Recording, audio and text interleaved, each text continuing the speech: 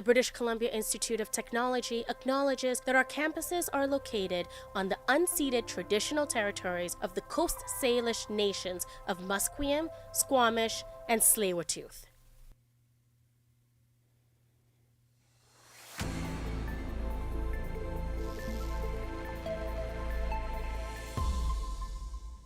Good morning. My name is Joe McHugh, and these are your 10 a.m. BCIT News headlines. Football isn't Canada's most popular sport, but some young BC athletes are passionate about the gridiron game. Our reporter Braden Goodman spoke with a young UBC football coach who's looking to build a development program right here in the Lower Mainland.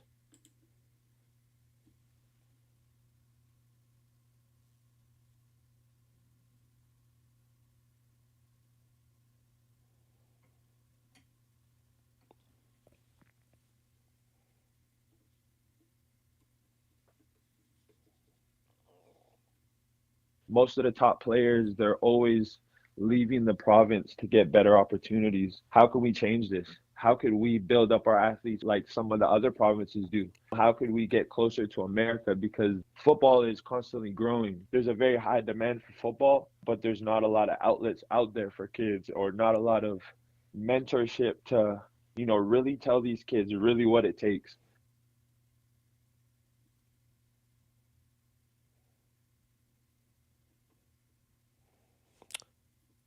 Ontario Premier Doug Ford has called for economic retaliation against the U.S. after Stellantis decided to move Jeep Compass production from Canada to the States. Ford blames President Donald Trump for the move, which affects workers in Brampton, Ontario. Canada's negotiating to reduce tariffs, and Ford suggests hitting back with tariffs if no trade deal is reached. The federal government is working with Stellantis to create new opportunities in Brampton and expects the company to fulfill its commitments to workers. Now let's check in with our producer Clara so we can see what's the top story for today.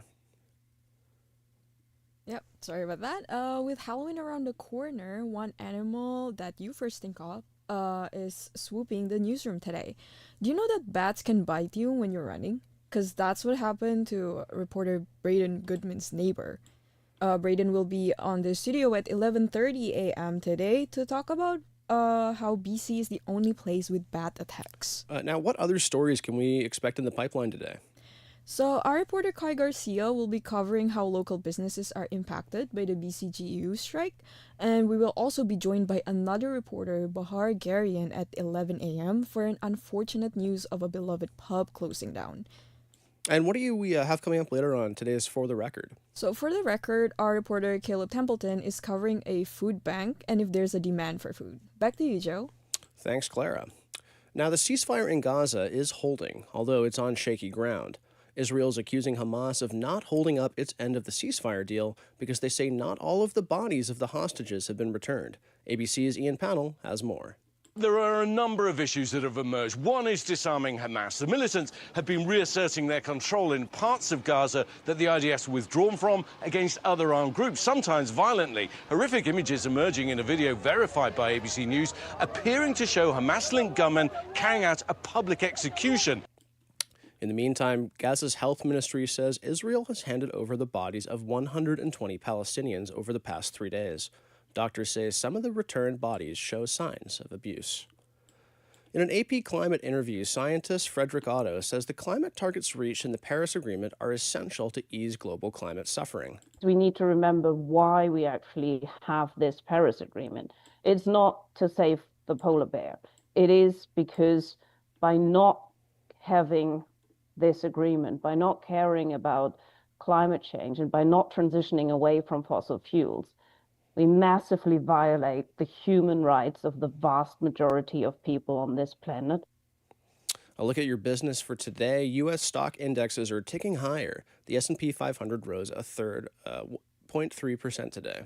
The Dow Jones Industrial Average added 116 points, and the Nasdaq Composite climbed 0.5%. Technology stocks helped lead the way after Taiwan Semiconductor Manufacturing Company reported a big jump in profit. That's important for U.S. stocks because TSM is a critical player in the AI frenzy, making chips for such companies as NVIDIA. Now, for a quick look at your weather, you're going to continue to experience sunshine throughout the day today, but it's going to kind of transition into a mix of sun and clouds around noon. Tomorrow, you might see more of the same with a little bit of a higher temperature and a chance of rain as well. Those were your 10 a.m. news headlines. Join us again at 10:30. Joe McHugh, BCIT News.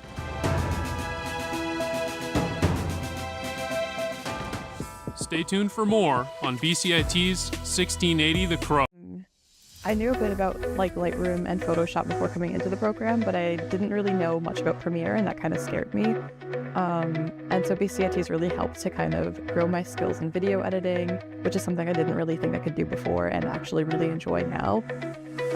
It also taught me how to use the big cameras, so I can use more than just a DSLR now, which is very helpful as well.